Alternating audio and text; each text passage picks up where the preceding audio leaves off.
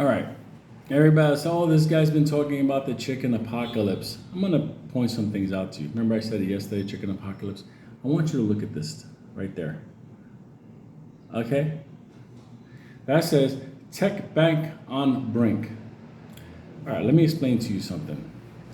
The tech industry's favorite bank is under threat of collapse as investors fear broader risk. Hey, yo.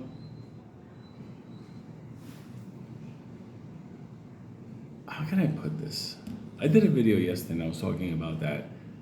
The banks are in trouble because who are their clients? This bank, okay, Silicon Valley Bank, their clients, Wall Street, that's right, Silicon Valley, the tech sector.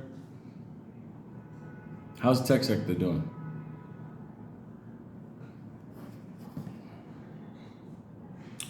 I don't think people understand something. I'm going to say something very interesting. I'm going to read this. I'll put my take on it. Tech sector fallout is spilling into the banking industry. As investors gauge the odds of survival for Silicon Valley Bank, a major startup lender.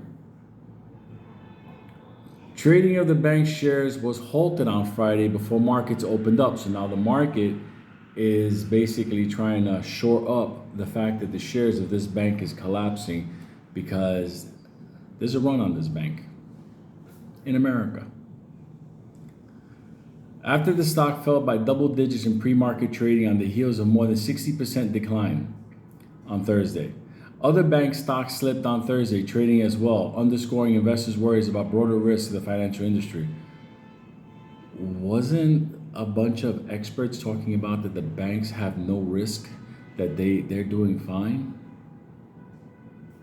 Concerns over a run at Santa Clara, California-based bank, the 16th largest bank in the country, have led stock market investors to dump shares of other bank stocks as well. Jitters amongst SVB, Silicon Valley Bank, followed the news this week at Silvergate, a much smaller bank largely focused on crypto industry, announced plans to shut down.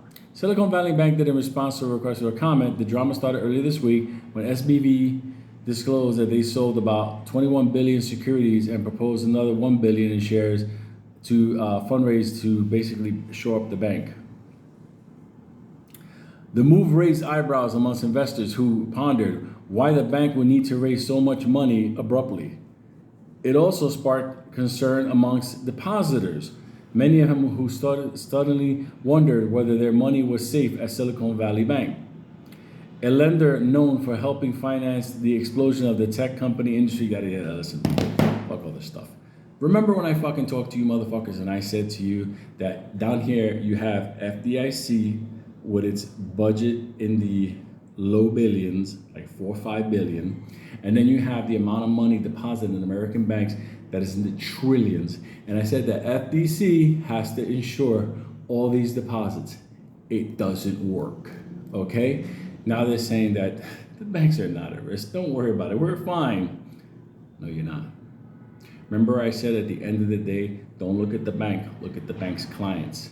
Just like the big banks, who are their major clients? All these major funds, okay?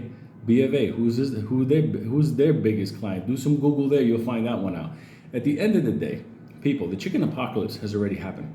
United States is talking about like military intervention into Mexico. You want to see interesting, fun? Take it another level. China's saying that they'll back up Mexico if we do military intervention to Mexico. You want to talk about fun at the supermarket, going to shopping, auto parts, medical goods?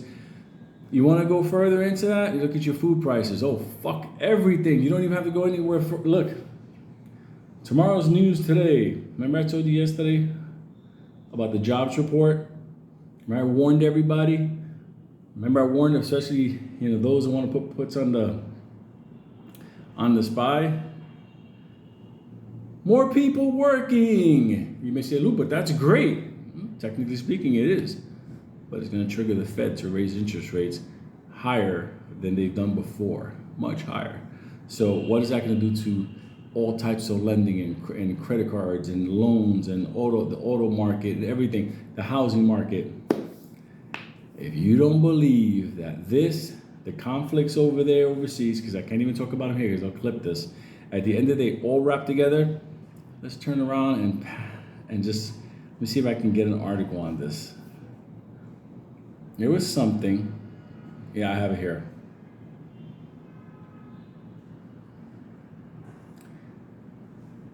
You see this? I'm gonna just put it right here. It's probably backwards or whatever, I don't give a fuck, I'll read it. Excessive Biden budget plan will cause national debt to hit nearly 51 trillion by 2033. Do you understand? There is no math in the world that will save us from 51 trillion national debt. Get ready to miss meals. That's where we're at. And you're telling me that the shorters are going to be able to finance themselves through margin in this environment? Let me tell you something. We'll be lucky if we don't have fucking mass riots within the next 6 months. There's your chicken apocalypse. Talk to you later.